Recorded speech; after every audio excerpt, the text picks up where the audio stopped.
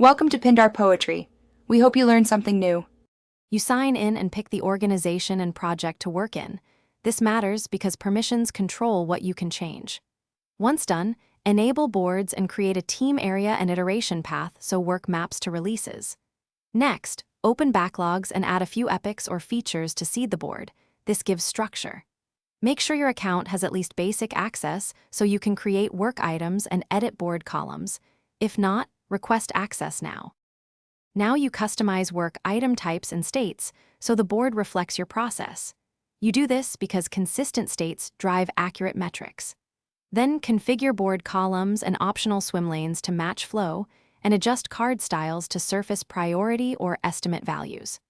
Once configured, create queries and saved filters for common views and align backlog levels with your planning cadence. Make sure to map iterations to sprints so work items appear in the right time box for execution. You plan by moving selected backlog items into the sprint iteration so everyone knows focus. Start the sprint and use the board to assign owners and update states.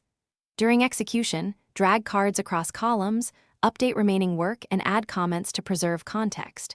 For reviews, use built-in charts and sprint burndown to measure progress. If things go wrong, check team permissions, area/iteration mappings, and browser cache. Often a cache refresh or permission. Thanks for watching. Consider subscribing if we helped you.